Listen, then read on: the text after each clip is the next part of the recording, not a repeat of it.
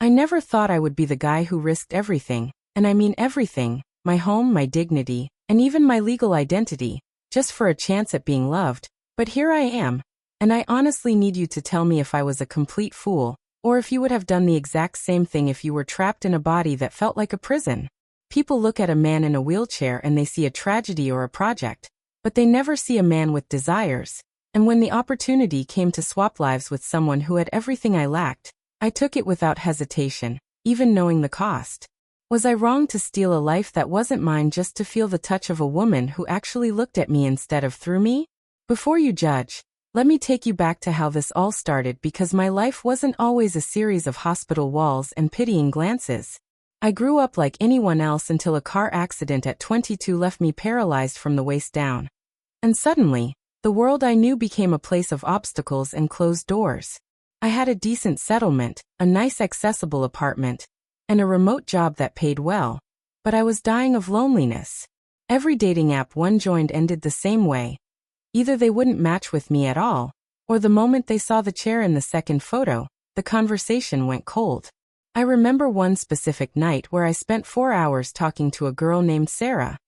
We clicked over music, movies, and late-night philosophy, but the second I mentioned my accident, she blocked me without a single word. That kind of rejection starts to eat at your soul, making you feel like you're less than human. Then I met Julian. Julian was my polar opposite in every way except for our faces. We were near identical, a freak occurrence that we discovered at a support group where he was volunteering as part of his community service. Julian had the looks, the charisma, and the physical freedom, but he was drowning in debt and running from people you don't want to owe money to. He was a gambler, a fast talker, and a man who lived on the edge of a knife.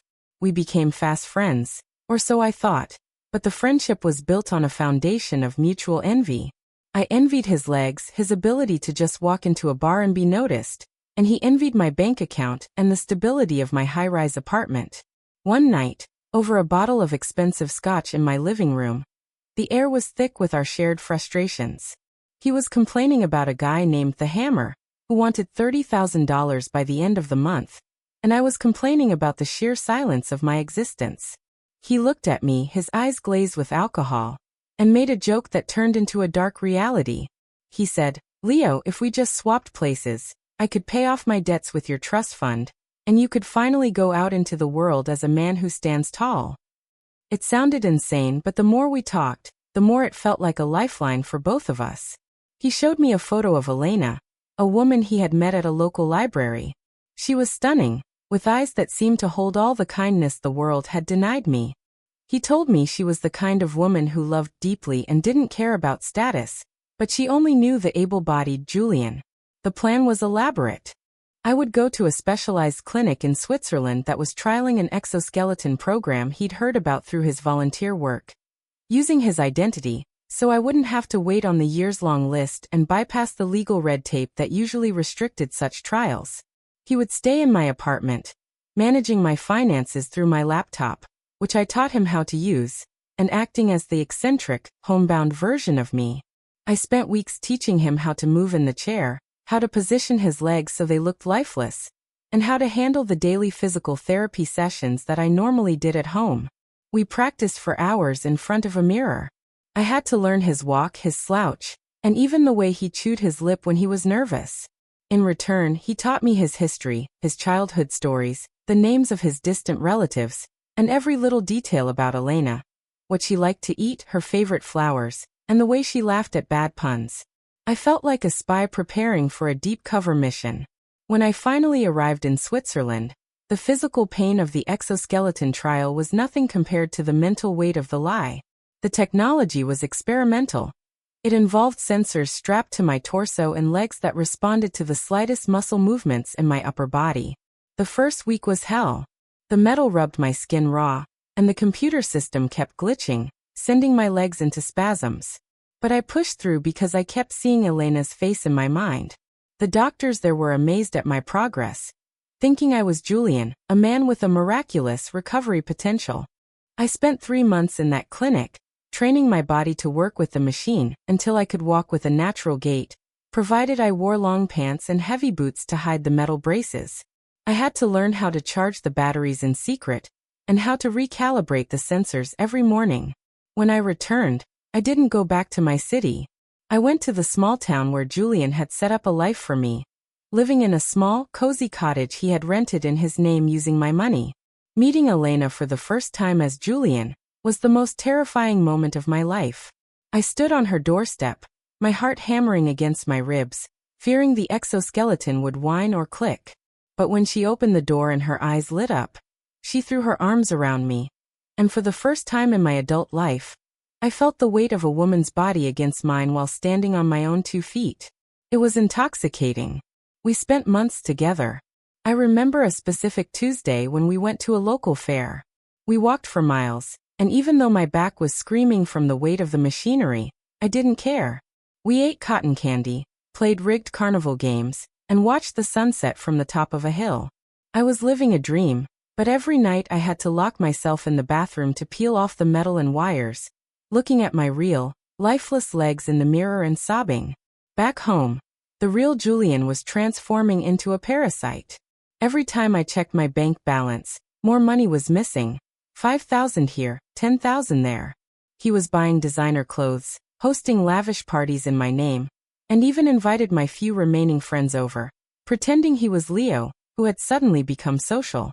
He stopped answering my emails and encrypted my personal files. When I finally managed to get him on a video call, he was sitting in my favorite chair, wearing my expensive watch, and laughing. He told me that Leo was dead and that he was enjoying my life too much to ever give it back. He said, "Why would you want this life back anyway? You're a god in that machine. Stay there." He threatened to call the police and report me for identity theft if I ever showed my face near the city, knowing that as a disabled man, I would be easily caught and disgraced. I was trapped. I was living a dream with Elena, but it was funded by a disappearing fortune and built on a foundation of fraud. I started having nightmares that the exoskeleton would fail in front of her, leaving me collapsed on the floor while she looked on in horror. The stress was making me physically sick. I began to pull away from her, avoiding her touch because I was afraid she would feel the cold metal under my clothes. She thought I was getting cold feet about our relationship, or that I was getting back into the gambling habit. She thought the old Julian had. The guilt was a heavy stone in my chest. I wanted to tell her the truth every single day. But how do you tell the woman you love that your entire physical presence is a lie? We went for a weekend getaway to a cabin by the lake. It should have been perfect, but the battery charger for my legs broke. I spent the entire weekend pretending I had a bad back, just so I could stay in bed and not have to stand up. The look of concern and confusion in her eyes was breaking my heart. She kept asking me what I was hiding, if I was in trouble with the law again, or if I didn't love her anymore. I wanted to scream the truth, but I was terrified of the silence that would follow. So that's the situation I was in, and I had to make a choice between losing the only woman who ever loved me or revealing that I was an imposter who stole a friend's identity. Before I tell you how I handled the confrontation and the absolute chaos that followed, I want you to pause and comment below what you would have done in my shoes. Would you have kept the lie going to keep the love? Or would you have risked going back to the wheelchair to reclaim your truth? The breaking point came on a Tuesday evening. Elena had prepared a special dinner to celebrate what she thought was our 6-month anniversary. She had a gift for me. A beautiful leather-bound journal for me to write the stories Julian had told her I was working on. As I reached for it, the battery pack on my hip let out a faint, high-pitched whine, a warning that the exoskeleton was low on power. I panicked and rushed to the bathroom, but she saw the look of sheer terror on my face. Later that night, while I was sleeping, she found my backup burner phone. It was filled with desperate messages to the real Julian, bank statements showing hundreds of thousands of dollars being moved to offshore accounts, and photos of my medical records. When I woke up, she was sitting at the foot of the bed, holding the phone, her face pale. She didn't scream. She just asked, "Who are you?" I realized then that the game was over. I couldn't keep running. I reached down and unclipped the braces, the heavy metal clanking against the floor like a death knell, and I slumped back against the headboard, my legs completely still and useless. I told her everything, from the crash that took my legs to the desperate deal I made with a man who looked like my twin. I told her about the Swiss clinic, the hidden censors, and the fact that I was actually a wealthy man whose life was being stolen by a criminal. I told her I did it all because I just wanted someone to love the soul, not the tragedy. I told her how I spent years in a silent apartment, watching the world go by from a window, and how Julian was the first person to offer me a way out. Even if it was a lie, the silence that followed was deafening.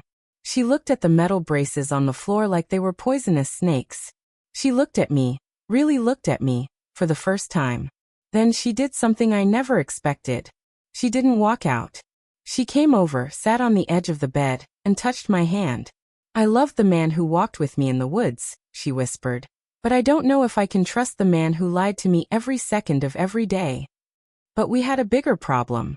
Julian's debts hadn't just disappeared.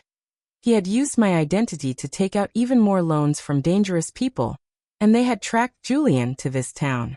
That night, 2 men broke into the cottage. They thought I was the Julian who owed them money. I couldn't move, I couldn't run, and for a second, I thought I was going to die in a body that wasn't even legally mine. Elena was the one who saved us. She grabbed a heavy lamp and distracted them long enough for me to crawl to the panic button I'd installed. The police arrived, and the web of lies began to unravel. I had to confess everything to the authorities, knowing I was facing prison for fraud. The drive back to my city was the longest 4 hours of my life. Elena drove my car, while I sat in the passenger seat, my legs useless, feeling smaller than I ever had. We arrived at my penthouse to find the real Julian hosting a massive party. He was wearing my bespoke suits, drinking my vintage wine, and surrounded by people who thought he was me. When the police walked in and I rolled in behind them in a spare wheelchair, the music stopped. The look of sheer, icy terror on his face was worth every penny I lost. He tried to claim I was a crazy stalker, imposter trying to steal his wealth. He put on a performance of a lifetime, even mimicking my old wheelchair movements to gain sympathy from the crowd. But I had prepared. I had the digital keys to the hidden safe in the floor that only the real Leo would know. I had the dental records. I had the DNA. And most importantly, I had the testimony of the doctors in Switzerland.